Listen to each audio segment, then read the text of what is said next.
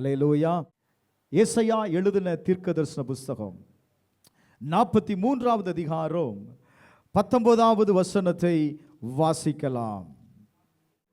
நான் புதிய காரியத்தை செய்கிறேன், இப்பொழுதே அது தோன்றும், நீங்கள் அதை அறியீர்களா? நான் வனாந்தரத்தில் வழியையும் அவாந்தர வெளியிலே ஆறுகளையும் உண்டாக்குவேன். நன்றாக கவனியுங்கள். வார்த்தை சொல்லுகிறது, நான் புதிய காரியத்தை செய்கிறேன். ஒரு ஆமென் சொல்லுங்களேன். அல்லேலூயா. கர்த்தர் சொல்லுகிற வார்த்தை, நான் புதிய காரியத்தை செய்கிறேன், அது இப்பொழுதே தோன்றும். ஒரு ஆமென் சொல்லுங்களேன். அல்லேலூயா. அவர் செய்ய போகிற காரியம் என்ன? வனாந்தரத்தில் வழியையும் அவாந்தர வெளியிலே ஆறுகளையும் உண்டாக்குவேன். என்ன செய்வேன் சொல்றாரு? வனாந்தரத்தில் வழியையும் அவாந்தர வெளியிலே ஆறுகளையும் உண்டாக்குவேன். அந்த இடத்துல ஒரு வார்த்தை எழுதப்பட்டிருக்கிறத நீங்க பார்க்க முடியும். பிரைஸ் எல்லாம், நீங்கள் அதை அறியீர்களா?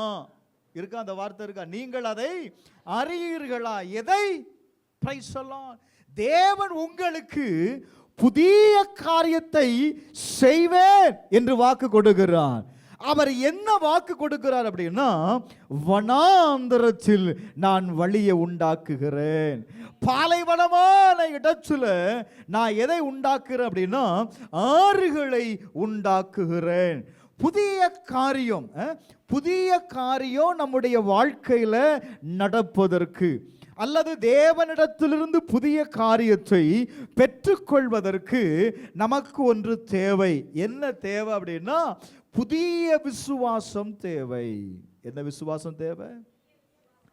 இதை நீங்கள் அறியீர்களா? அதை அறிந்து கொள்ளணும் அப்படின்னா உங்களுக்கு என்ன தேவை? விசுவாசம் தேவை. எதை? ஆண்டவர் செய்ய போகிற புதிய காரியத்தை வேதம் சொல்லுகிறது, அது இப்பொழுதே தோன்றும். என்னொரு மொழிபெயர்ப்பு சொல்லுது, அது தோன்றிற்று. அது என்ன செய்துட்டுமா? அதை தோன்றிற்று. அந்த புதிய காரியத்தை நான் தான் பார்க்கல, ஆனா அந்த காரியம் எனக்கு முன்பாக தோன்றிற்று. ஒரு ஆமென் சொல்லுங்களேன். அல்லேலூயா. அதை நான் பார்ப்பதற்கு, நல்ல கவனிங்க, சில நேரத்தில் தேவன் செய்கிற காரியத்தை நம்மளால என்ன செய்ய முடியாது அப்படின்னா, புரிந்து கொள்ள முடியாது. பிரைஸ் எல்லாம். ஏன் அப்படின்னா, நமக்கு எல்லாமே உடனே நடக்கணும், நம்ம எதிர்பார்க்கிற மாதிரி நடக்கணும் இல்ல. ஆனா தேவன் எப்பொழுதுமே நாம் எதிர்பார்க்கிற காரியத்தை செய்ய மாட்டார். உதாரணத்திற்கு நான் இப்படி சொல்றேனே, பிரைஸ் எல்லாம், இஸ்ரவேல் ஜனங்களை கர்த்தர் நடத்தினார். அவர்கள் வனாந்தரத்தில் கடந்து வரும் பொழுது தண்ணீர் தேவைப்பட்டது. ஆண்டவர் என்ன சொன்னார் அப்படின்னா, கண்மலையில் இருந்து அவர்களுக்கு எதை கொடுத்தார் அப்படின்னா, தண்ணீரை கொடுத்தார். இல்ல, கண்மலையிட்ட போய் அடி அப்படிங்கிறாரு. கண்மலையிலிருந்து என்ன வருது? நீரூற்று வருகிறது. கண்மலையிடத்தில் பேசுன்னு சொல்றாரு. அங்க என்ன வந்துச்சு அப்படின்னா, தண்ணீர் வந்தது. இரண்டாவது அவங்க என்ன கேட்குறாங்க அப்படின்னா, நாங்கள் இறைச்சியை சாப்பிட்டு ரொம்ப நாள் ஆச்சு, இறைச்சியை சாப்பிட்டு ரொம்ப நாள் ஆயிடுச்சு. வனாந்தரத்தில் எங்கே போகுது பாருங்க. அவர்களை போஷிக்கும்படி ஆண்டவர் வானத்திலிருந்து எதை கொடுத்தார் அப்படின்னா, மன்னாவை கொடுத்தார். ஒரு ஆமென் சொல்லுங்களேன். அவங்க என்னைக்காவது எதிர்பார்த்தாங்களாங்க? கண்மலையிலிருந்து தண்ணீர் வரும்னு எதிர்பார்த்தாங்களா? வானத்திலிருந்து மன்னா அவர்களுக்கு உண்டாகும் எதிர்பார்த்தாங்களா? இல்லை. அவர்கள் எதிர்பார்க்காத ஒரு நன்மையை, எதிர்பார்க்காத ஒரு ஆசீர்வாதத்தை ஆண்டவர் என்ன செய்தார் தெரியுமா? அவர் செய்தார். அப்படின்னா ஆண்டவர் நமக்கு செய்ய இருக்கும் அந்த அற்புதத்தை, அந்த புதிய காரியத்தை நம்ம வாழ்க்கையில் பெற்றுக்கொள்வதற்கு நமக்கு என்ன தேவை அதை பார்ப்பதற்கு முன்பாக விசுவாசம் தேவை. என்ன தேவை? விசுவாசம் தேவை. அதை தான் வேதம் சொல்லுகிறது. எபிரேயர் 11வது அதிகாரம் 1வது வசனத்தை வாசிக்கும் போது, விசுவாசம் என்பது நம்பப்படுகிறவைகளின் உறுதியும் காணப்படாதவைகளின் நிச்சயமுமாய் இருக்கிறது. ஒரு ஆமென் சொல்லுங்களேன். அல்லேலூயா. விசுவாசம் என்னங்க? நான் நம்புகிற காரியத்தின் ஒரு நிச்சயம். நான் எதை தேவனிடத்தில் நம்புகிறேன், என்ன காரியம் என் வாழ்க்கையில நடக்கும் என்பதை எனக்கு நிச்சயத்து கொள்ளுகிறது தான் விசுவாசம். அடுத்து என்ன சொல்லுது? அது நான் காணப்படாதவைகளின் நிச்சயமா இருக்கிறது. ஒரு ஆமென் சொல்லுங்களேன். அல்லேலூயா, அல்லேலூயா. விசுவாசம் என்பது நான் காணப்படாதவைகளின் நிச்சயம். அப்படின்னா அது காணாமலே போயிரும் அப்படின்னு இல்லை. நான் எதை தேவனிடத்தில் நம்புகிறேனோ, faith is the substance of things what we hope for. நாம் எதை நம்புகிறோம், எதை தேவனிடத்திலிருந்து பெற்றுக்கொள்வோம் என்று நம்புகிறோமோ, நிச்சயத்திருக்கிறோமோ, அது நடக்கும் பிரதர். அதுதான் நீங்க புதிய காரியத்தை ஆண்டவர் உங்க வாழ்க்கையில செய்வேன்னு வாக்கு கொடுக்கிறார். அது என்ன நடக்கும்? நாளைக்கு இல்ல, 6 மாசம் கழிச்சு இல்ல, அது இப்பொழுதே அது தோன்றிட்டு. அல்லேலூயா, அல்லேலூயா. இப்ப தோன்றினத ஆண்டவரால் திறக்கப்பட்ட வாசலை நான் தான் பார்க்கணும். நான் என்ன செய்யணும்? நான் பார்க்கணும். ஆண்டவர் சொல்றாரு, வனாந்தரத்தில் நான் உனக்கு எதை உண்டாக்குவேன்? நான் வழியை உண்டாக்குவேன். பிரைஸ் எல்லாம். அவாந்தர வெளியில நான் உனக்கு எதை செய்வேன் அப்படின்னா, ஆறுகளை நான் உண்டாக்குவேன். இந்த வனாந்தரம் என்பது எதை குறிக்கிறது அப்படின்னா, நம்ம வாழ்க்கையில சில நேரத்தில் குழம்பி போய் முடிவெடுக்க முடியாத நிலையில் இருப்போம் பாருங்க, கன்ஃபியூஷன்ஸ்.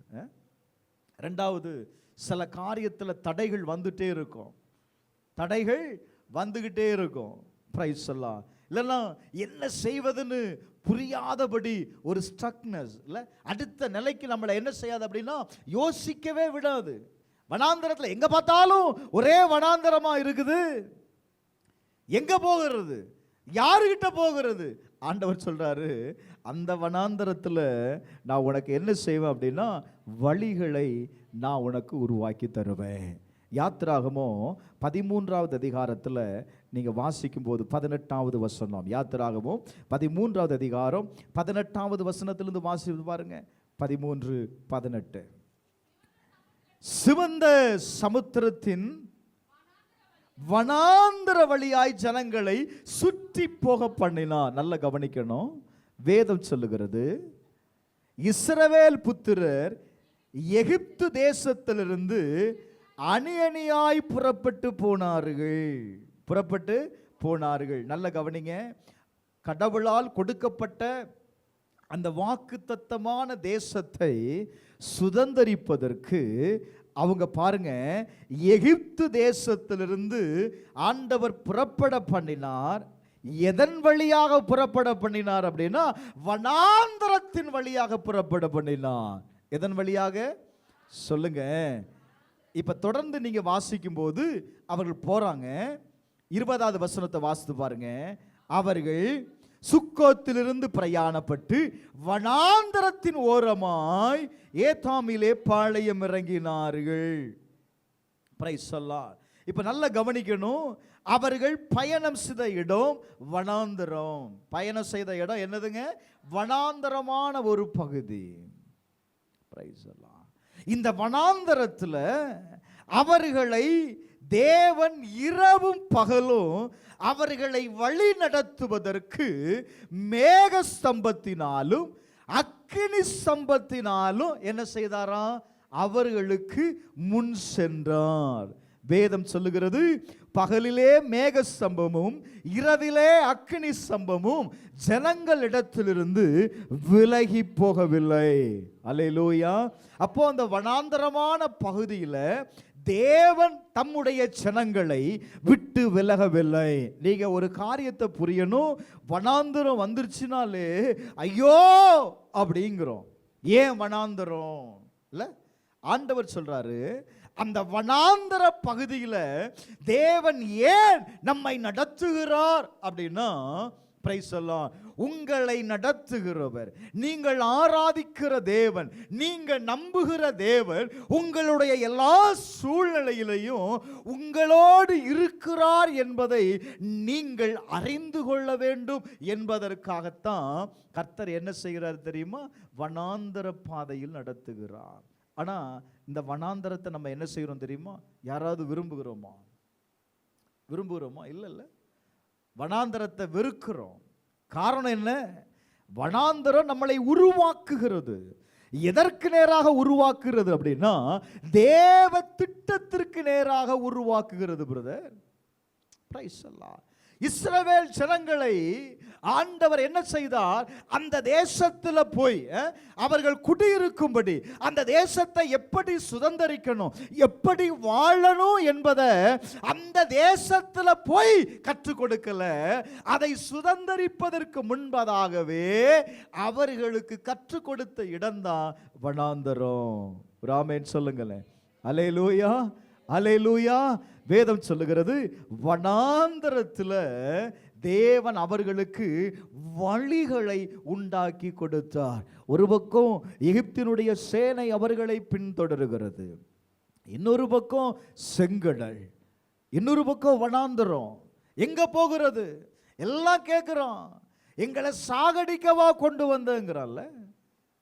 எல்லா பக்கமும் அடைக்கப்பட்டு இருந்தது. கர்த்தர் அந்த வனாந்தரத்தில் அவர்களுக்கு வழியை திறந்து கொடுத்தார். ஒரு ஆமென் சொல்லுங்களேன். அல்லேலூயா. இந்த காலவேளையில் நீங்கள் எப்படிப்பட்ட சூழ்நிலையில் இருந்தாலும் சரி, எல்லா பகுதியிலையும் உங்களுடைய வாசல் அடைக்கப்பட்டிருக்கிறது போல தெரியும். ஆனால் வேதம் சொல்லுகிறது, நான் வழியை திறப்பேன். அல்லேலூயா. வழி இல்லாத இடத்துல நான் வழியை உண்டாக்குவேன் என்று ஆண்டவர் சொல்லுகிறார்.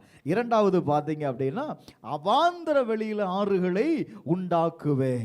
இந்த அவாந்தர வெளி ஒரு வறட்சியான பகுதி, ஒரு வறட்சியான நிலம் இல்ல, அந்த வறட்சியான பகுதி. இரண்டாவது ஒரு வெறுமை, மூன்றாவது ஒரு சோர்வு கொடுக்கிற இடம்.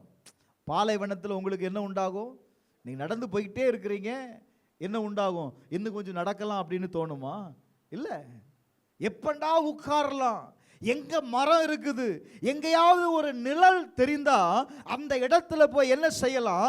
நாம் இளைப்பாறலாம் அப்படிங்கிற தேடுகிற இடம். நல்ல கவனிங்க. அந்த பாலைவனம், அவாந்தர வெளி எதை குறிக்கிறது? ஒருவேளை உங்களுடைய வாழ்க்கையில் நீ வெறுமையை பார்க்கலாம். சில நேரத்தில் ஒன்றுமே இல்லாத சூழ்நிலை போல இருக்கும். ஏதாவது ஒரு இடம் நமக்கு தென்படாதான்? அந்த இடத்துல நம்ம இளைப்பாற முடியாதான்? இளைப்பாறுகிற இடத்துல ஆண்டவர் சொல்லுகிறாரு, நான் உனக்கு அவாந்தர வெளியில எதை உண்டாக்குவேங்கிறாரு? ஆறுகளை உண்டாக்குவேங்கிறாரு.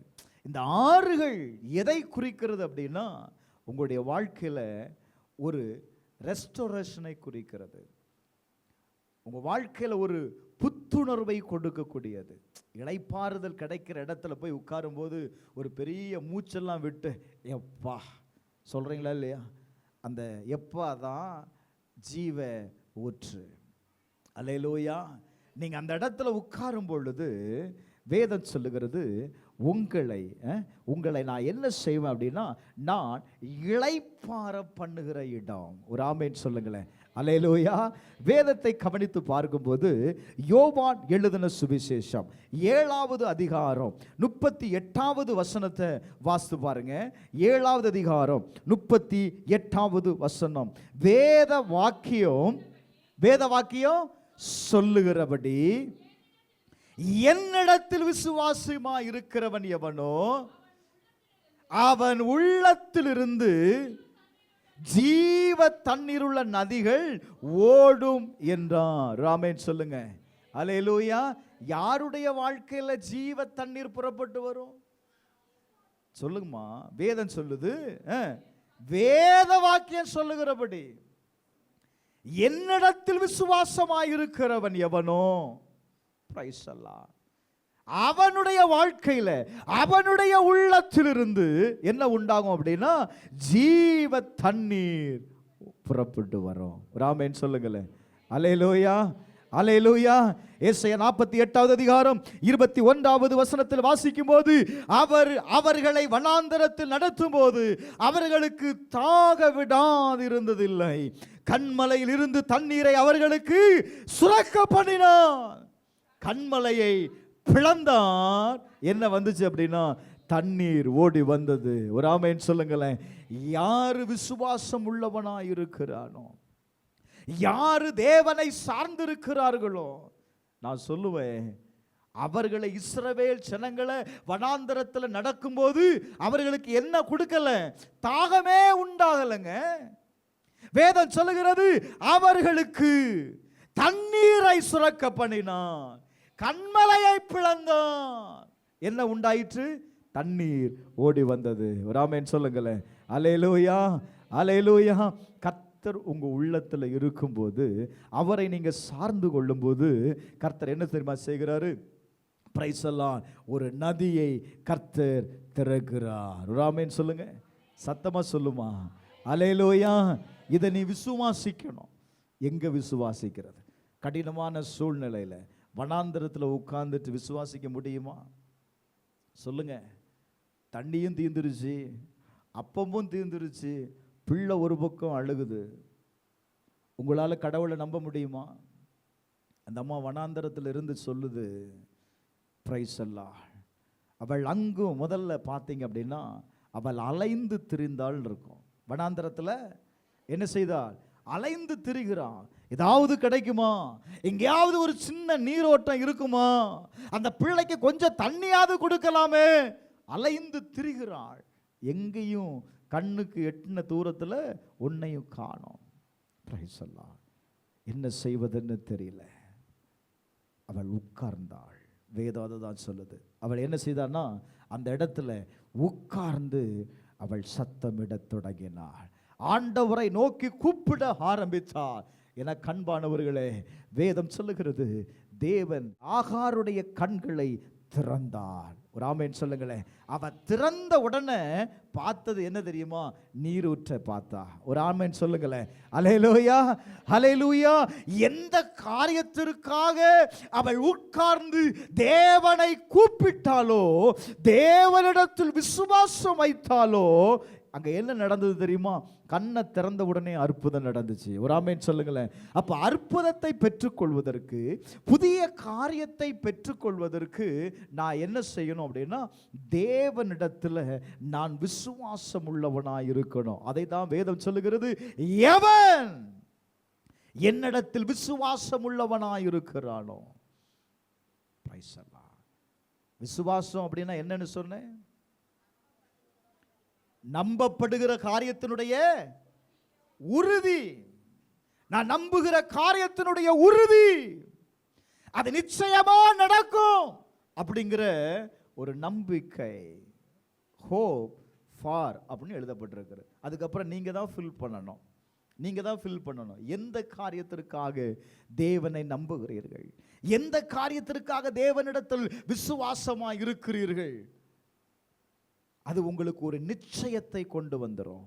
நீங்க நிச்சயத்தை நீங்க உருவாக்கிட்டீங்கன்னா, இதை நான் தேவனிடத்திலிருந்து பெற்றுக்கொள்ளுவேன் அப்படின்னு நீங்க உருவாக்கிட்டீங்கன்னா, கட்டாயம் அற்புதம் நடக்கும் பிரதர். கட்டாயம் அற்புதம் நடக்கும். அதுல எந்த மாற்றமும் இல்லை. ஒரு ஆமென் சொல்லுங்களேன். அல்லேலூயா, அல்லேலூயா. ரைட். 43வது அதிகாரம் 20வது வசனத்தில் வேதம் சொல்லுகிறது, யாருக்கு நான் வனாந்தரத்தில் தண்ணீரையும் அவாந்தர வெளியில வாறுகளையும் உண்டாக்குவேன். யாருக்கு நான் உண்டாக்குவேன் அப்படின்னா, அந்த வசனத்தை வாசிங்க. நான் தெரிந்து கொண்ட என் ஜனத்திற்கு. அல்லேலூயா. யாருக்குப்பா உண்டாக்குவேன்? அன்னைக்கு வனாந்தரத்தில் நடந்த இஸ்ரவேல் ஜனங்களுக்கு ஆண்டவர் அற்புதத்தை செய்தார் பாஸ்டர். இன்னைக்கு என் வாழ்க்கையில் இருக்கிற வனாந்திரத்தில் அவர் அற்புதத்தை செய்வாரா? வேதம் சொல்லுது, நான் தெரிந்து கொண்ட என் ஜனத்திற்கு. நான் இப்படி சொல்றேன்னு, நீங்க கர்த்தரால் தெரிந்து கொள்ளப்பட்டவர்களாய் இருப்பீங்க அப்படின்னா, கர்த்தரால் தெரிந்து கொள்ளப்பட்ட ஜனமாய் இருப்பீங்க அப்படின்னா உங்களுக்கு என்ன உண்டாகும்? உங்க வனாந்தரத்தில் ஆண்டவர் என்ன செய்வார்? வழியை திறப்பார். அல்லேலூயா. அவாந்தர வெளியில ஆறுகளை உண்டாக்குவார். ஏன் அப்படின்னா தான் தெரிந்து கொண்ட ஜனம்னு வேதம் சொல்லுது. யாருமா? நான் தெரிந்து கொண்ட ஜனம். நான் தெரிந்து கொண்ட ஜனத்தை நான் ஒருபோதும், ஆண்டவர் சொல்றாரு, நான் சோர்ந்து போக விட மாட்டேன். அல்லேலூயா, அல்லேலூயா.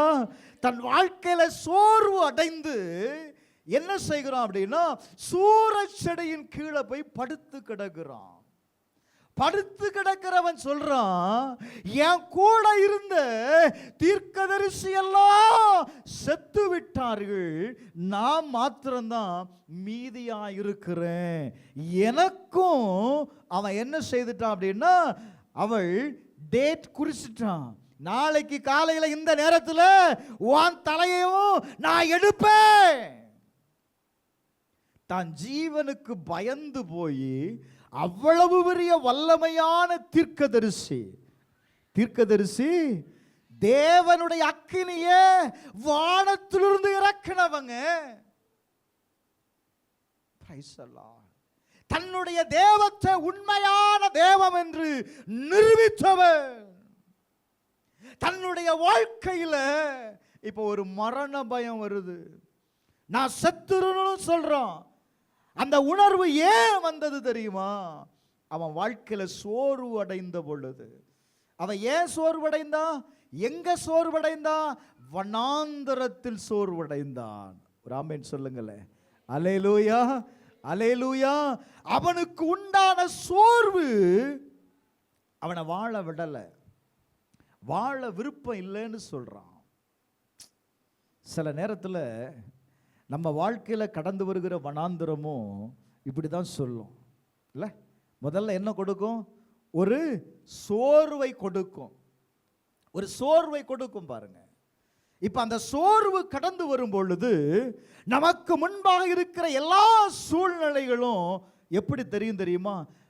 வேறுபட்டதாய் தெரியும். நம்ம எதிர்பார்க்கிறது மாதிரி நடக்காது. அது வெவ்வேறு சூழ்நிலைகளில் நம்மளை தாக்குகிறதை பார்க்க முடியும். இதெல்லாம் என்ன காரணம் அப்படின்னா, நீங்க சோர்வு அடைந்த பொழுது உங்க சிந்தைக்குள்ள எதையெல்லாம் உள்ள அனுப்பினீங்களோ அது இப்ப என்ன செய்யுது அப்படின்னா வெளி தோற்றத்துல உங்களுக்கு கொண்டு வருகிறது. இந்த விசுவாசம் அப்படிங்கிற வார்த்தைக்கு ஒரு சரியான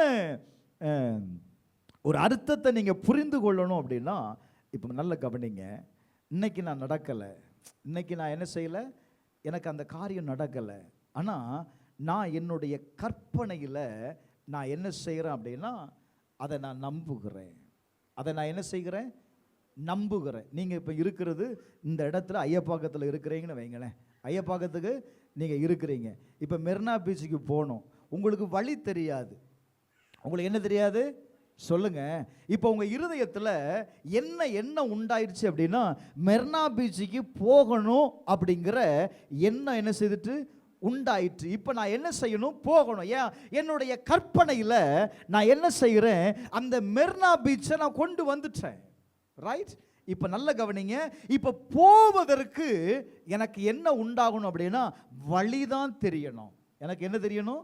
வழிதான் தெரியணும். நான் போகணும் அப்படின்னு நான் தீர்மானித்ததுனால இப்ப என்ன செய்யும் தெரியுமா?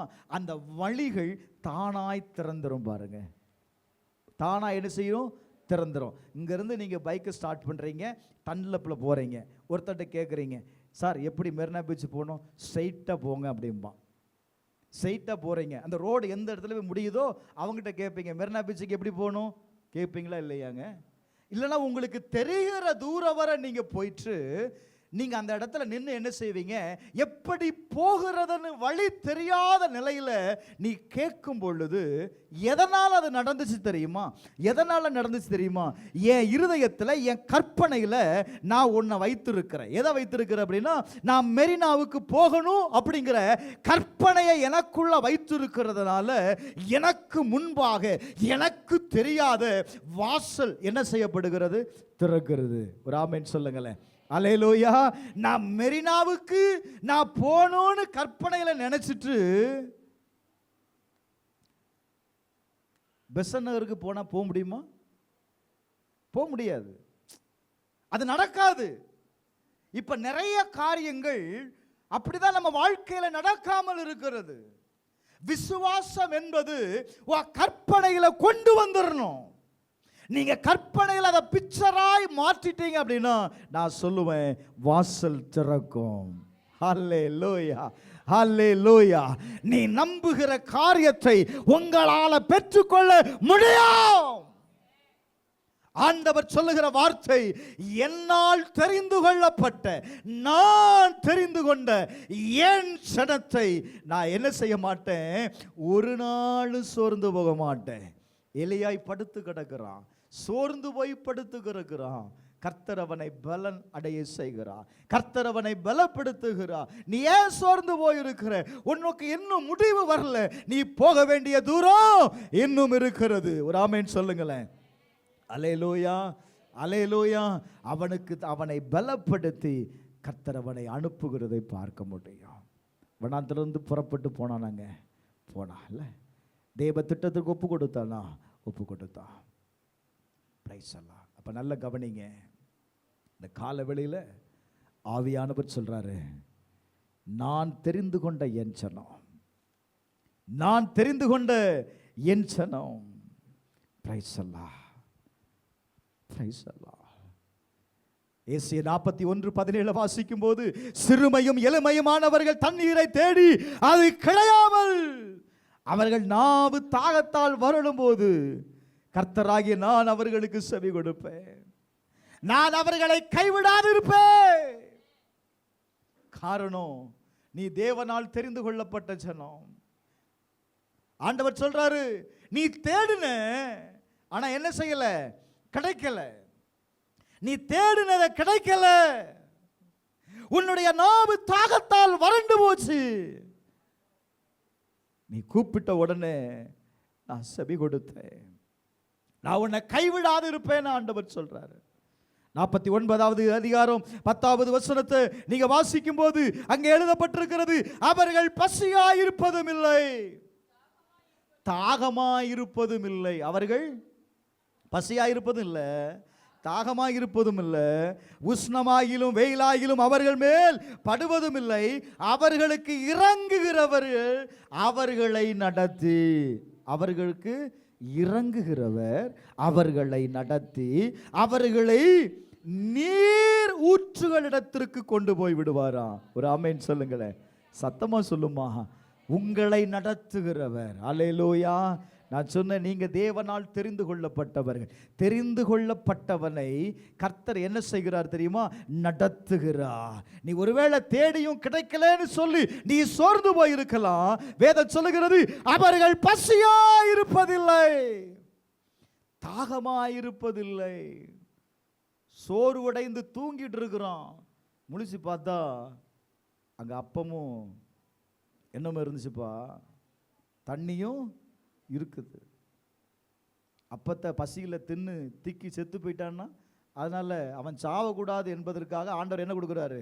தண்ணியையும் பக்கத்தில் வைக்கிறார். பிரைஸ் அல்லாஹ். வேதம் சொல்லுகிறது, வெயிலாகிலும் அவர்கள் மேல் படுவதில்லை, அவர்களுக்கு இறங்குகிறவர் அவர்களை நடத்தி அவர்களை எங்க கொண்டு போவாராம்? நீர் ஊற்றுகளிடத்தில் கொண்டு போய் விடுவா. எனக்கு அன்பானவர்களே, இந்த மாதம் கர்த்தர் உங்களை நீர் ஊற்றுகள் அண்டையில் உங்களை கொண்டு போவதை நீங்கள் காண்பீர்கள். வேதம் சொல்லுகிறது, என் மலைகள் எல்லாம் வழிகளாக்குவேன், என் பாதைகள் என்ன செய்யும், உயர்த்தப்படும். ஒரு ஆமென் சொல்லுங்களேன். உங்க வாழ்க்கையில, உங்க வாழ்க்கைக்கு முன்பாக எதெல்லாம் மலையை போல பிரச்சனை இருந்துச்சோ அதையெல்லாம் கர்த்தர் சமபூமியாக்கி அதை என்ன செய்வார் தெரியுமா, வழிகளாக்கி தருவார். எத்தனை பேர் விசுவாசிக்கிறீங்க? அல்லேலூயா. காரணம் என்ன? ஏங்க, வனாந்தரத்துல வழியே இருக்காது. வனாந்தரத்துல சொல்லுப்பா, வழியே இருக்காது. வழியே இல்லாத இடத்துல ஆண்டவர் என்ன செய்தார் தெரியுமா, வழியை உண்டாக்கினார். ஒரு ஆமென் சொல்லுங்களேன். அல்லேலூயா. மலைகளும் குன்றுகளும் சில இடத்துல கடந்து போகவே முடியாது. ஆனாலும் கர்த்தர் என்ன செய்தார் தெரியுமா, அதை வழிகள் ஆக்கினார். ஒரு ஆமென் சொல்லுங்களேன். அல்லேலூயா. இஸ்ரவேல் ஜனங்கள் தேவனை கூப்பிட்ட பொழுது அவர்களை நடத்த முடியுமையானால், நான் சொல்லுவேன், உங்களையும் என்னையும் தமக்கு சொந்தமாக இருக்கும்படி தெரிந்து கொண்ட தேவன் சொல்லுகிறார், நான் உங்களை என்ன செய்ய விட மாட்டேன்ப்பா. என்ன செய்ய விட மாட்டேன்? பசியா இருக்க விட மாட்டேன், தாகமா இருக்க விட மாட்டேன். ஹல்லேலூயா. ரைட். கர்த்தர் புதிய காரியத்தை செய்வதற்கு யாருக்கு செய்வார்னு சொன்னேன்? ஜனங்களுக்கு. யாருடைய ஜனம்? அவர் தெரிந்து கொண்ட ஜனம். இப்போ தேவனால் தெரிந்து கொள்ளப்பட்ட ஜனத்திட்ட ஆண்டவர் என்ன செய்கிறார் அப்படின்னா, ஒரு 5 காரியத்தை எதிர்பார்க்கிறார். ஒரு 5 காரியத்தை என்ன செய்தாரு? எதிர்பார்க்கிறார். சும்மா உங்களுக்கு புதிய காரியத்தை செய்வார்னு நினைச்சிட்டு இருக்கீங்க, அப்படியெல்லாம் நடக்காது. பிரைஸ் அல்லாஹ். ஆண்டவர் புதிய காரியத்தை செய்யணும் அப்படின்னா உங்களிடத்துல ஒரு 5 காரியத்தை எதிர்பார்க்கிறார். இப்போ அடிமைத்தனத்தில் இருந்த அந்த இஸ்ரவேல் ஜனங்களை ஆண்டவர் விடுதலை ஆக்கி கொண்டு வந்ததற்கு ஒரு பர்பஸ் இருந்துச்சு. என்ன? அவரை ஆராதிக்க வேண்டும். என் ஜனங்கள் என்ன செய்யணும்?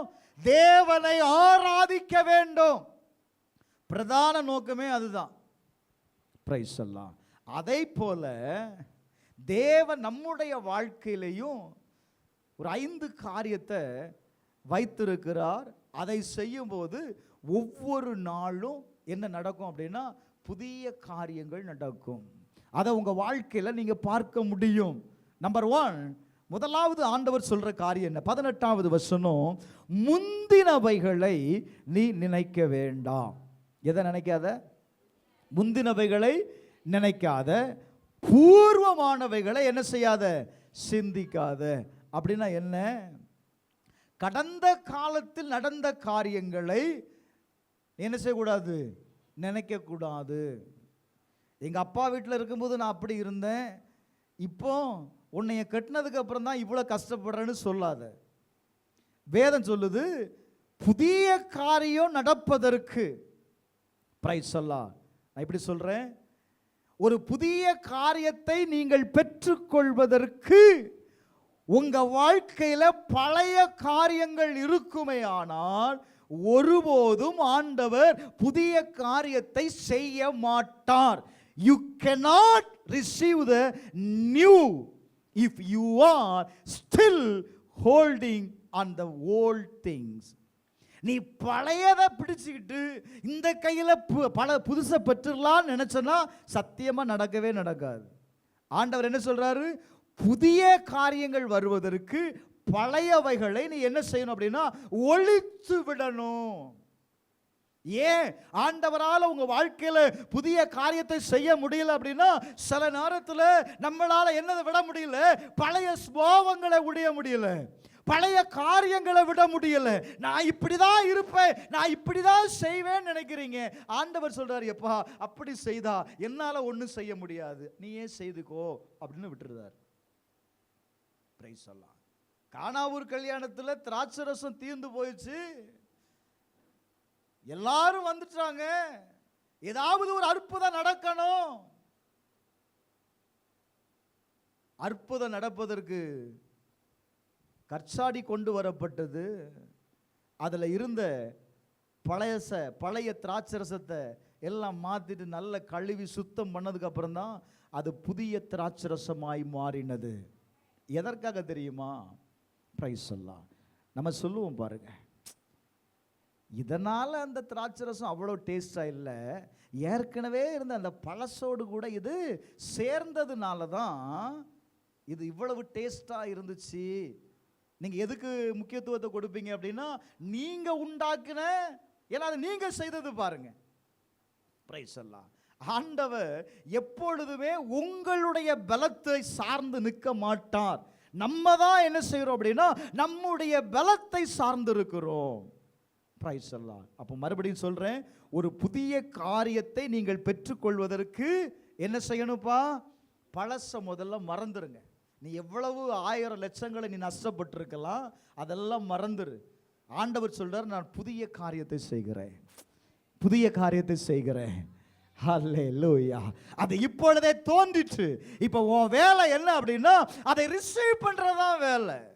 அந்த புதிய காரியத்தை எதெல்லாம் நான் ரிசீவ் பண்ண முடியும் அப்படின்னா, நீங்க நினைப்பீங்க, என் வாழ்க்கையில் எதெல்லாம் நடக்கணும்னு சொல்லி நீங்க ஒரு நம்பிக்கையா இருக்கிறீங்களோ, அதை நான் பெற்றுக்கொள்வதற்கு நான் என்ன செய்யணும் தெரியுமா?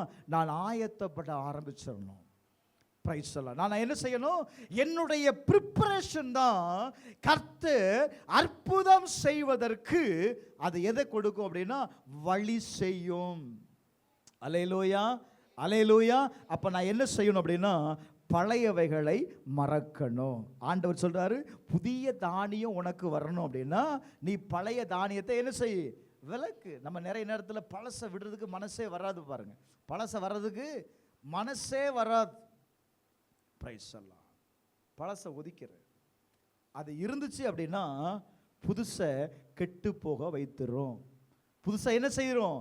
கெட்டு போக வைத்துரும். அப்ப புதிய ரசத்தை நீ எதில் ஊற்றணும் அப்படின்னா, புதிய பாத்திரத்தில் வார்க்கணும்ப்பா. பிரைஸ் எல்லாம்.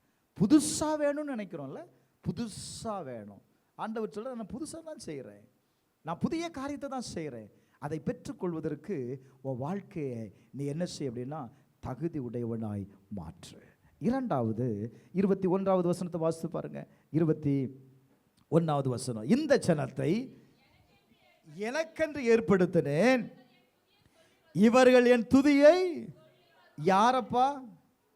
யாரப்பா? இந்த ஜனத்தை. எந்த ஜனம்? எந்த ஜனங்க?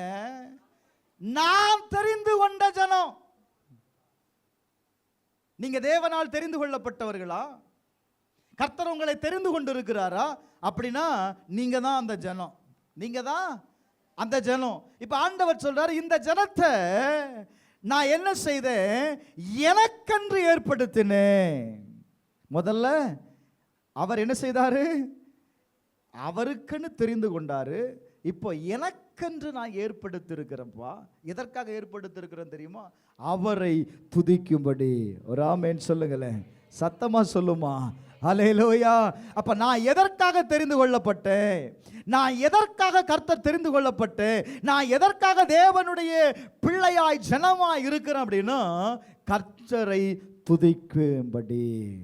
அல்லேலூயா, அல்லேலூயா, அல்லேலூயா. கர்த்தரை துதிக்கிறது தான் பாஸ்டர் ரொம்ப கஷ்டம். துதிக்கிறது தான் ரொம்ப ரொம்ப இருக்கிறதுலே கஷ்டம். என்னன்னா துதிக்கிறது. ஏன்னா எனக்கு பாட்டு வர மாட்டுக்கு, எனக்கு ராகம் வர மாட்டுக்கு. பிரைஸ் எல்லாம். அப்படியெல்லாம் நினைச்சீங்கன்னா ஒண்ணுமே நடக்காது. கர்த்தர் உன்னை உருவாக்கின விதம் எதற்காக தெரியுமா? கர்த்தரை சொல்லுங்க, கர்த்தரை துதிப்பதற்கு. சொல்லுங்களேன், கர்த்தரை துதிப்பதற்கு. சங்கீதம் 102வது அதிகாரம் 18வது வசனத்தில் வாசிக்கும் போது, பின் சந்ததிக்காக இது எழுதப்பட்டிருக்கிறது. எதற்காக எழுதப்பட்டிருக்கிறது? ஆமா, சிருஷ்டிக்கப்படும் ஜனம் கர்த்தரை துதிக்கும். இருக்கா உங்க பைபிள்ல? இருக்காமா? சிருஷ்டிக்கப்படும் ஜனம் என்ன செய்யணுமா? கர்த்தரை துதிக்கும். நீங்களும் நானும் தேவனால் சிருஷ்டிக்கப்பட்டது கர்த்தரை துதிப்பதற்கு. ஹல்லேலூயா, ஹல்லேலூயா, ஹல்லேலூயா. வாழ்க்கையில கர்த்தரை துதியுங்க. சபையில மட்டும் வந்து துதிக்கணும்னு நினைக்காதீங்க. உங்க வீட்டில் இருக்கும்போது கர்த்தரை துதிச்சு பாருங்க, பாடல்களை பாடி பாருங்க. நான் சொல்லுவேன், அது உங்க வாழ்க்கையில தேவனிடத்திலிருந்து புதிய காரியங்களை, நீங்க எதிர்பார்க்கிற நன்மையை கொண்டு வரும். ஒரு ஆமென் சொல்லுங்களேன். இப்படி சொல்லட்டுமா, உங்க வாழ்க்கையில தோல்வி வராதுங்க. உங்க வாழ்க்கையில உங்களுக்கு எதிராய் வருகிற சத்துருக்களை முறியடிப்பதற்கு உங்களுக்கு பலனை கொடுக்கிறது என்னன்னா துதி. ஹல்லேலூயா, ஹல்லேலூயா. யோசபாத் இதை அறிந்திருந்தான். தன்னை சுற்றிலும் இருந்த ஜனங்கள் பயமுறுத்தின போது அப்ப முதலாவது நிறுத்தினது யாரை தெரியுமா? கர்த்தரை துதிக்கிறவனை. ஹல்லேலூயா. துதிச்சு பாரு. உனக்குள் இருக்கிற பயம், உன்னை சுற்றிலும் நெருக்கிற பயம் உங்களை விட்டு ஓடி போயிடும். கர்த்தர் சொல்றாரு, நான் புதிய காரியத்தை செய்வேன், நான் புதிய காரியத்தை செய்வேன். ஹல்லேலூயா. மூன்றாவது 22வது வசனம். ஆனாலும் யாக்கோபே, நீ என்னை நோக்கி கூப்பிடவில்லை. ஹல்லேலூயா. முதல்ல என்ன செய்யலப்பா? நீ என்னை துதிக்கல. இரண்டாவது, என்னை நோக்கி கூப்பிடல. நீ என்னை நோக்கி கூப்பிடாதனால மனம் சஞ்சலித்து போயிருக்கிற. ஆண்டவர் சொல்றாரு, என்னை நோக்கி கூப்பிடுப்பா. நமக்கு தான் ஜெபம் பண்ண நேரமே இல்லை, எங்க இருந்து கூப்பிடுறது? அவர் சொல்றாரு, ஆபத்துல என்னை நோக்கி கூப்பிடு.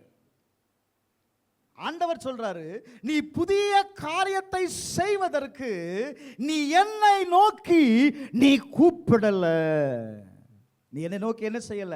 சொல்லுங்க, கூப்பிடல.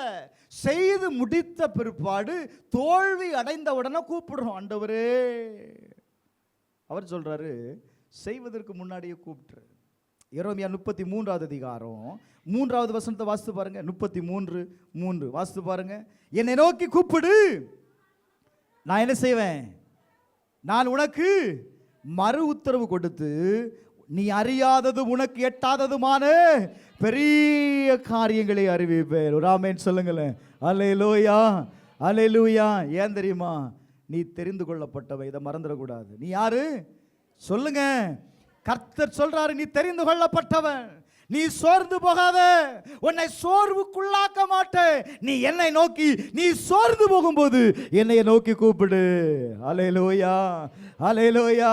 நீ என்னை நோக்கி கூப்பிடும்போது நான் உன்னை என்ன செய்வேன் அப்படின்னா, நான் உன்னை விடுவிப்பேன். ஐசாயா 64வது அதிகாரம் 7வது வசனத்தை வாசித்து பாருங்க. 64:7 வேதம் சொல்லுகிறது, உமது நாமத்தை நோக்கி கூப்பிடுகிறவனும் உம்மை பற்றி கொள்ளுகிறபடி விழித்து கொள்ளுகிறவனும் இல்லை. தேவரீர் உம்முடைய முகத்தை எங்களை விட்டு மறைத்து எங்கள் அக்கிரமங்கள் நிமித்த எங்களை கரைய பண்ணுகிறீர். வசனம் சொல்லுது, உம்மை நோக்கி கூப்பிடுகிறவனும் இல்லை, உம்மை பற்றி கொள்ளுகிறவனும் இல்லை. எரேமியா 10வது அதிகாரம் 25வது வசனம் 10:25 உம்மை அறியாத ஜாதிகளின் மேலும் உமது நாமத்தை தொழுது கொள்ளாத வம்சங்களின் மேலும் உம்முடைய உக்கிரத்தை ஊற்றிவிடும். ஹலோ, வேதம் சொல்லுது, அவரை நோக்கி கூப்பிடலன்னா, அவரை துதிக்கலன்னா, வேதம் சொல்லுது அவன் வாசஸ்தலம் பாழாய் கிடக்கும். இன்னைக்கு ஏன் அநேக காரியங்களில் கர்த்தர் நம்மை ஆசீர்வதித்தோம், மறுபடியும் ஒரு பாலைவனத்தை, ஒரு வெறுமையை நம்ம பார்க்குறோம் தெரியுமா? ஏன் தெரியுமா? பிரைஸ் அல்லாஹ். வேதம் தெளிவாக சொல்லுது, அவர்கள் என்ன கூப்பிடாததுனால, என்னை அறியாததுனால, என் நாமத்தை தொழுது கொள்ளாததுனால அவருடைய வாசஸ்தலங்கள் பாழாய் கிடக்கிறது. சபையே, இன்னைக்கு தீர்மானம் பண்ண, எந்த சூழ்நிலையிலையும் நான் கர்த்தரை தொழுது கொள்ளுவேன். எந்த சூழ்நிலையிலையும் நான் கர்த்தரை என்ன செய்வேன்? ஆராதிப்பேன். அப்படிங்கிற ஒரு நிச்சயத்தை நீங்கள் உருவாக்குங்க.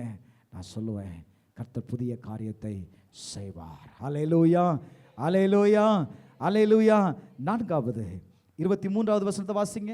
23வது வசனம், உன் ஆடுகளை தகன பலிகளாக்கு நீ என்ன செய்யலப்பா? உன் ஆடுகளை தகன பலிகளாக நீ எனக்கு செலுத்தவில்லை, உன் பலிகளாலே நீ என்னை கனம் பண்ணவும் இல்லை. காணிக்கைகளை செலுத்தும்படி நான் உன்னை சங்கடப்படுத்தாமலும் தூப காட்டும்படி உன்னை வருத்தப்படுத்தாமலும் இருந்தேன் அப்படின்னு ஆண்டவர் சொல்றார். உன் தகன பலியை, உன் ஆடுகளை என்ன சொல்லலப்பா? தகன பலிகளாக எனக்கு செலுத்தல அப்படிங்கிறார். உன் பலிகளாலே என்னை கனம் பண்ண. உன் பலிகளால் என்ன பண்ண சொல்லுங்க? கனம் பண்ண. ஆண்டவர் அடுத்து எதிர்பார்க்கிற என்ன தெரியுமா? நாம் தேவனை கனம் பண்ண வேண்டும். அவரை நான் எப்படி கனம் பண்றது அப்படின்னா, நான் தேவனுக்கு பலிகளை செலுத்துவதன் நிமித்தம்தான் ஆண்டவரை என்ன செய்ய முடியும்? கனம் பண்ண முடியும். சில வசனத்தை கடகடன்னு வாசிங்க. ஆமோஸ் எழுதின தீர்க்கதரிசன புஸ்தகம் 5வது அதிகாரம் 25வது வசனத்தை வாசித்து பாருங்க. ஆமோஸ் 5வது அதிகாரம் 25வது வசனம். கொஞ்சம் சீக்கிரமா.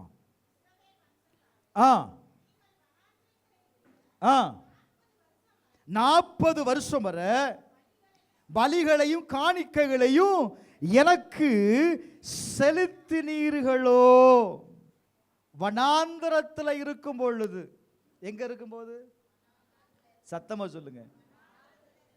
நீங்க எனக்கு என்ன செலுத்தினீங்களா? எனக்கு பலிகளையும் காணிக்கைகளையும் எனக்கு செலுத்தினீர்களா? இல்ல ஆண்டவரே, நானே பஞ்சகாலத்தில் இருந்தேன், நான் எங்கிருந்து செலுத்துவது? பிரைஸ் எல்லாம் நியாயம்தான் இல்ல? இன்னொரு வசனத்தை வாசிங்க. லேவியராகமம் 2வது அதிகாரம் 1வது வசனம். லேவியராகமம் 2:1. ஒருவன் போஜன பலியாக காணிக்கையை கர்த்தருக்கு செலுத்த வேண்டுமானால் அவன் காணிக்கை மெல்லிய மாவாய் இருப்பதாக அவன் அதன் மேல் எண்ணெயை வார்த்து அதன் மேல் தூப வர்க்கம் போட்டு அந்த காணிக்கையை கர்த்தருக்கு சுகந்த வாசனையாய் கொடுக்கணும். கொஞ்சம் நல்ல கவனிங்க, ரொம்ப முக்கியமான வார்த்தை. நீங்க கர்த்தருக்கு காணிக்கை கொடுக்கும் பொழுது பாக்கெட்டில் கையை விட்டு எடுத்து போடாதுங்க. நீ ஆலயத்திற்கு வருவதற்கு முன்பதாகவே நான் என்ன ஆண்டவருக்கு காணிக்கை கொடுக்க போகிறதே அப்படிங்கிறத தீர்மானம் பண்ணுங்க.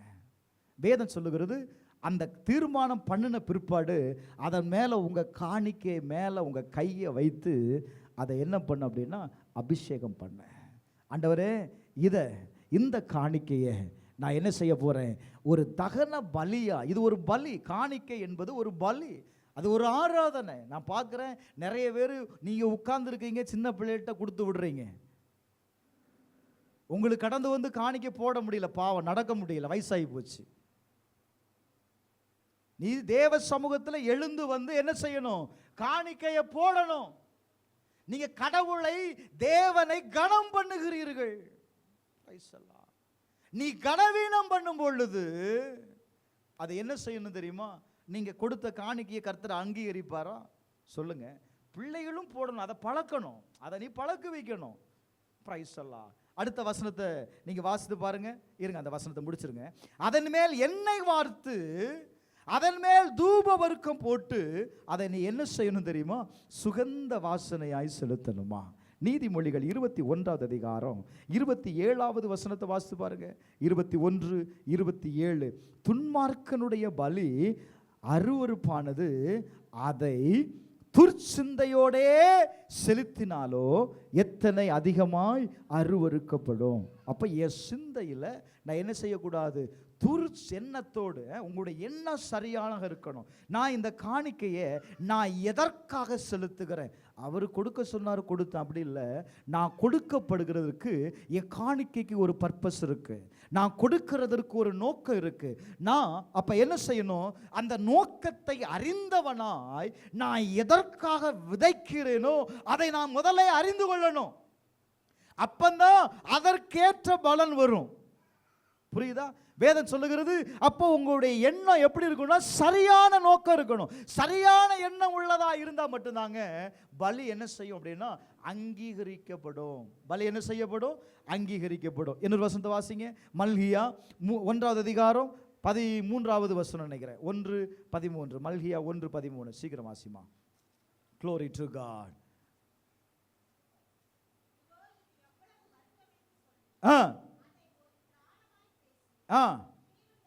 பீருண்டதையும் கால் ஊனமானதையும் நசல் கொண்டதையும் கொண்டு வந்து காணிக்கையாக செலுத்துகிறீர்கள் என்று சேனைகளின் கர்த்தர் சொல்லுகிறார்.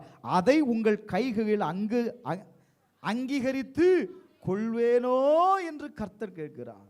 எதை கொடுக்கிறோம்? நீங்க கொடுக்கிற காணிக்கையை கர்த்தர் அங்கீகரிப்பாரா? கொஞ்சம் யோசிச்சு பாருங்க. அப்போ நான் முதல்ல சொன்னேன், காணிக்கை கொடுப்பதற்கு முன்பதாகவே அதை தீர்மானம் பண்ணிடணும். தீர்மானம், கறிக்கடையில் போய் சிக்கனை வாங்கிட்டு எவ்வளோ சார் சிக்கன்? 200 ரூபா. உடனே 200 ரூபா எடுத்து கொடுக்குறோம். அது இல்லை, கர்த்தருக்கு நான் இதை செலுத்த போகிறேன், இந்த காணிக்கையை நான் இன்னைக்கு கொடுக்க போகிறேன். எதற்காக கொடுத்த போகிறேன்? ஆண்டவர் எனக்கு செய்த நன்மைக்கு, ஆண்டவர் எனக்கு கொடுத்த ஆசீர்வாதத்திற்காக இதை நான் பிரித்து வைத்து, இன்னொரு வசனம் தான் சொல்லுது, அதை பிரித்து எடுத்து வைத்து தேவ சமூகத்தில் கொடுக்கணுமா? அப்போ நீங்கள் கொடுக்கிற காணிக்கை தேவ சமூகத்தில் அங்கீகரிக்கப்படணும் அப்படின்னா வேதம் அழகா சொல்லுது. என்ன சொல்லுது? நீங்க என்ன செய்யணும்? பீருண்டதையும் கால் ஊனமானதையும் நசல் கொண்டதையும் கொண்டு வந்து காணிக்கையாக செலுத்துகிறீர்கள். சேனைகளில் கர்த்தர் சொல்லுகிறார், அதை எப்படிப்பா நான் அங்கீகரிப்பேன்? புதிய காரியம் எப்படிப்பா நடக்கும்? பிரைஸ் எல்லாம். ஒரு புதிய காரியம் நடக்கணும் அப்படின்னா நீ என்ன செய்யணும்? விதைக்கணும். நான் விதைக்காம புதிய காரியத்தை நான் எதிர்பார்த்தா எப்படி நடக்கும்? நடக்குமா? சொல்லுங்க, நடக்குமா? நடக்காது. அப்போ ஆசீர்வாதத்தை சுதந்திரித்துக் கொள்வதற்கு நான் என்ன செய்யணும் அப்படின்னா தேவனுடைய சமூகத்தில் நான் விதைக்கக்கூடியவனாக இருக்கணும். அதனால தான் வேதம் சொல்லுகிறது, மல்கியா 3வது அதிகாரம் 8வது வசனத்தை வாசிக்கும் போது நாம் என்ன செய்கிறோம்? தேவனை என்ன செய்கிறோம்? வஞ்சிக்கிறோம் என்று எழுதப்பட்டிருக்கிறது. நான் ஒரு நாளும் தேவனை வஞ்சிக்காதபடி தேவனுடைய சமூகத்தில் காணிக்கை, நீங்கள் 10 ரூபா காணிக்கை போட்டாலும் உண்மையாக போடுங்க, நோக்கத்தோடு போடுங்க, நோக்கத்தோடு போடுங்க. சரியா? அப்படி செய்யும் பொழுது உண்மையாய் நீங்கள் கொடுப்பீங்க அப்படின்னா கர்த்தர் உங்களை ஆசீர்வதிப்பார். ஹல்லேலூயா, ஹல்லேலூயா, ஹல்லேலூயா. கடைசி 5வது வசனம், 5வது பாயிண்ட், 26வது வசனத்தை வாசிங்க. 26. சீக்கிரம். 26. நாம் ஒருவரோடு ஒருவர் வழக்காடும்படி எனக்கு நினைப்பூட்டு நீ நீதிமானாய் விளங்கும்படி உன் காரியத்தை சொல் அப்படிங்கிறார். யார் நீதிமானாய் விளங்கும்படி? நீங்க நீதிமானாய் விளங்கும்படி ஆண்டவர் காரியத்தை சொல் அப்படிங்கிறார். உன் காரியத்தை ஆண்டவர்கிட்ட வந்து சொல். ஆண்டவர் சொல்றாரு, கடந்ததை எனக்கு சொல்லி காட்டு. அப்படின்னா என்ன? நீ உன் வாழ்க்கையில் எதை, எந்த காரியத்தை செய்தாயோ அதை நீ என்ன செய்து பாரு. என்கிட்ட வந்து நீ செய்ததை சொல்லு, செய்யாததை, செய்ய போகிறத சொல்லாத, செய்ததை சொல்லு அப்படிங்கிறார். நீங்கள் குற்றமற்றவர்கள் என்பதை நீ நிலைநாட்டுவதற்கானவற்றை நீங்க என்ன செய்யுங்க? எடுத்துரையுங்கள் அப்படின்னு எழுதப்பட்டிருக்கு. நீ தேவனுக்கு முன்பாக ஒரு காரியத்தை செய்துவிட்டு நீ வந்து சொல்லும்போது ஆண்டவர் புதிய காரியத்தை செய்கிறார். நீங்க இன்னைக்கு செய்யுங்க ஆண்டவரே, நீங்க இன்னைக்கு செய்யுங்க ஆண்டவரே, நான் நாளைக்கு அதை செய்கிறேன் என்று நீங்கள் வாக்கு கொடுப்பீர்களே, ஆனால் தேவன் அதை நம்ப மாட்டார். இன்னைக்கு நீ செய்துட்டு நாளைக்கு வந்து ஆண்டவர்கிட்ட சொல்லு, ஆண்டவரே நான் இதை இந்த காரியத்திற்காக நான் செய்திருக்கிறேன், இதன் நிமித்தம் என்னை ஆசீர்வதியும், இந்த காரியத்தில் புதிய காரியத்தை செய்யுங்கன்னு சொல்லும்போது கட்டாயம் நான் சொல்லுவேன், ஆண்டவர் உங்களுடைய ஜெபத்தை கேட்கிறார். அந்த வார்த்தை இன்னொரு மொழிபெயர்ப்பில் அப்படிதான் எழுதப்பட்டிருக்கிறது. நீ என்ன செய்? நீ செய்ததை என்ன செய்? என்கிட்ட சொல்லி காட்டு அப்படிங்கிறார். நீ செய்ததை சொல்லி காட்டுவது நிமித்தம் உன் வாழ்க்கையில் என்ன நடக்கும் தெரியுமா? தேவனுடைய நீதி வெளிப்படுகிறதை பார்ப்பீங்க. வேதம் சொல்லுகிறது, நீ நீதிமானாய் முதல்ல காட்டு. நீதிமானாய் உன்னை என்ன செய். முதல்ல நம்ம பாஷையில் சொல்ல போனா, நீ நல்லவனா ஒரு நாள் இருந்து, நல்லவனா இருந்துட்டு ஆண்டவர்கிட்ட வந்து, ஆண்டவரே நல்லவரே நீ கூப்பிட்டன்னா அவர் உண்மையாகவே உனக்கு நல்லவரா இருப்பார். ஏன்னா அவருடைய சுபாவம் உனக்குள்ள வந்துருச்சு. பார், அவருடைய சுபாவம் என்ன செய்திருச்சு. என்னங்க ஒரு மாதிரி பார்க்குறீங்க? நீ ஒரு நாள் இரக்கத்தை காண்பித்துட்டு, இரக்கமுள்ள தேவனே அப்படின்னு கூப்பிட்டேன் அப்படின்னா ஆண்டவர் என்ன செய்வார். அவர் கட்டாயம் இறங்குவார். நீ மனம் இறங்காத நபரா இருந்துச்சு தேவன்கிட்ட வந்து, ஆண்டவரே நீ இரக்கமுள்ளவர் தேவன் ஆயிட்ட, எனக்கு இறங்குங்க அப்படின்னா கர்த்தர் இறங்குவாரா? சொல்லுங்க. நேரம் இல்லை, இருந்தாலும் சாட்டா சொல்ற பாருங்க. ஆண்டவர்கிட்ட வந்து ஒருத்தன் கேட்குறான். என்ன கேட்குறான்? ஆண்டவரே இந்த கடனை கொடுக்கறதுக்கு எனக்கு என்ன இல்லை, நிர்வாகம் இல்லைப்பா, என் கடனை மன்னிச்சிருங்க, என்னால் முடியாது, சத்தியமாக என்னால் என்ன செய்யாது, முடியாது அப்படின்னு ஒப்பு கொடுத்த உடனே இயேசு என்ன செய்துட்டார் அப்படின்னா, அவனுடைய கடன் எல்லாம் மன்னிச்சார். மன்னிச்சாரா இல்லையாங்க? சொல்லுமா, மன்னிச்சாரா? மன்னிச்ச உடனே பெரிய சந்தோஷத்தில் போகிறான். எதிரில் ஒருத்தன் வாரான், 10 ரூபா கடன் வாங்கினவன். அவனை சட்டையை பிடிச்சி, 10 ரூபாயை நீ இப்போ வைக்கல, வச்சுட்டு தான் நீ என்ன செய்யணும், போகணும் அப்படிங்கிறான். இவனுக்கு இருந்த கடனெல்லாம் ஆண்டவர் மன்னிச்சுட்டாரு. ஆனா இவனால என்ன செய்ய முடியலங்க, அந்த 10 ரூபா கடனை மன்னிக்க முடியல. என்ன நடந்திருக்கும் அதை அடுத்த வாரம் பார்ப்போம். யோசிப்பா, நம்மளுடைய நிலைமை அப்படிதான் இருக்கு.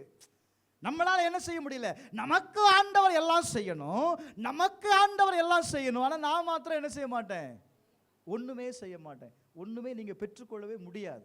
ரைட்டா? வேதம் சொல்லுது, நீங்க என்ன செய்யுங்க, நீதிமானாய் முதல்ல என்ன செய், உன்னைய காண்பி, விளங்க பண்ணு. ஏன் அப்படின்னா நீங்களும் நானும் தேவனுடைய பார்வையில் உங்களையும் என்னையும் ஆண்டவர் யாரா வைத்திருக்கிறார் அப்படின்னா நீதிமானாய் வைத்திருக்கிறார். அல்லேலூயா. ஒரு சோம்பேறியாய் வைக்கல, நீதிமானாய் வைத்திருக்கிறார். ஆண்டவர் சொல்றார், நீ நீதிமான் தானே, நீ நீதிமான் தானே, அப்ப என்ன செய், உன்னுடைய நீதியை என்ன செய், விளங்க பண்ணு. 2 ராஜாக்கள் 20வது அதிகாரம் 3வது வசனத்தை வாசித்து பாருங்க. 2 ராஜாக்கள் 20வது அதிகாரம் 3வது வசனம் 23. கர்த்தாவே, நான் உமக்கு முன்பாக உண்மையும், எப்படி நடந்தமா எசேக்கியா ராஜா சொல்றாரு, கர்த்தாவே உமக்கு முன்பாக நான் எப்படி நடந்தேன், உண்மையும் மன உத்தமமாய் நடந்து உமது பார்வைக்கு நலமானதை செய்தேன் என்பதை நினைத்தருளும் என்று விண்ணப்பம் பண்ணினான். ஏங்க, கர்த்தருடைய தூதன் வந்து சொல்றான், தீர்க்கதரிசி வந்து சொல்றான், உன் காரியத்தெல்லாம் ஒழுங்குபடுத்தும், நீ பிழைக்க மாட்டி, நீர் மரித்து போவேன்னு சொல்றான். நீ என்ன செய்வ, மறைத்து போயிருவ. எங்கெல்லாம் மறைச்சி வச்சிருக்கியோ, எங்கெல்லாம் ஒதுக்கி வச்சிருக்க எல்லாத்தையும் என்ன செய்வோம், பிள்ளைகள்கிட்ட கொடுத்துரு. நாளைக்கு இந்த நேரத்தில் என்ன போயிருவ, செத்து போயிருவ. ஏசப்பாட்ட போறான், போய் நின்று அவன் சொல்றான், என்ன சொல்றான், உமக்கு முன்பாக, கர்த்தாவே உமக்கு முன்பாக உண்மையும் மன உத்தமமாய் நடந்து உமது பார்வைக்கு நான் எதை செய்தேன், நலமானதை செய்தேன், நினைத்தருளும். அவன் செய்ததை ஆண்டவர்கிட்ட சொல்லி ஜெபம் பண்றான். செய்ததை ஆண்டவர்கிட்ட சொல்லி ஜெபம் பண்ணுகிறான். நாளைக்கு இதெல்லாம் செய்வ ஆண்டவரே அப்படின்னு ஜெபம் பண்ணல, செய்ததை சொன்ன உடனே அங்க என்ன நடந்துச்சு தெரியுமா, பாதி ஏசாயா பாதி முற்றத்தை விட்டு அப்புறம் போவதற்கு முன்பே கர்த்தருடைய வார்த்தை திரும்பி வருது. ஒரு ஆமென் சொல்லுங்க. ஹல்லேலூயா, ஹல்லேலூயா. நீ திரும்பி போ, ஏசாயாவை பார்த்து நீ சொல்லு, உன் விண்ணப்பத்தை கேட்டு உன் கண்ணீரை கண்டு நான் உன்னை குணமாக்குவேன். ஒரு ஆமென் சொல்லுங்களேன். ஹல்லேலூயா. உன் நாட்களோடு 15 வருடத்தை நான் கூட்டி கொடுத்திருக்கிறேன். எத்தனை பேர் விசுவாசிக்கிறீங்க? ஹல்லேலூயா, ஹல்லேலூயா. தேவனுக்கு முன்பாக நீ நீதிமானாய் உன்னை விளங்க பண்ணிட்டேனா உன் ஜெபம் உடனே கேட்கப்படும், உடனே கேட்கப்படும்.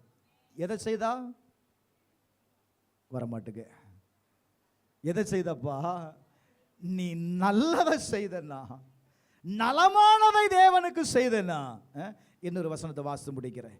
அப்போஸ்தலர் நடவடிக்கைகள் 10வது அதிகாரத்தில் ஒரு மனுஷன் இருக்கிறான். அவனை குறித்து வேதம் சொல்லுது, அவன் என்ன செய்யக்கூடியவன் அப்படின்னா, தேவ பக்தி உள்ளவனும் தன் வீட்டார் அனைவரோடும் தேவனுக்கு பயந்தனுமா இருந்து ஜனங்களுக்கு மிகுந்த தர்மங்களை செய்து எப்பொழுதும் தேவனை நோக்கி ஜெபம் பண்ணுவான். எதை செய்து ஜெபம் பண்ணுவான் சொல்லுமா? வேதம் சொல்லுது, தர்மங்களை செய்து முடித்ததுக்கு பிற்பாடுதான் அவன் என்ன செய்ய ஆரம்பிக்கிறான்? ஜெபம் பண்ண ஆரம்பிக்கிறான். அவன் ஜெபம் பண்ண ஆரம்பிச்ச உடனே அவன் வீட்டிற்குள்ள தேவ தூதர்கள் வந்தார்கள். ராமேன் சொல்லுங்களேன். அல்லேலூயா, அல்லேலூயா. கொர்நேலியுவே என்று கேட்கிற சத்தம் அவன் செய்த நன்மையின் நிமித்தம், அவன் செய்த நன்மையின் நிமித்தம் என்ன உண்டாயிட்டு தெரியுமா? அவனுடைய குடும்பம் ரட்சிக்கப்பட்டது. அல்லேலூயா. இதெல்லாம் செய்யுங்க ஆண்டவரே, நான் என் குடும்பத்தை கூட்டிட்டு சர்ச்சுக்கு வந்துடுவேன். ஆண்டவர் சொல்ல, நீ முதல்ல சர்ச்சுக்கு வா, நீ செய், நான் என்ன செய்கிறேன்?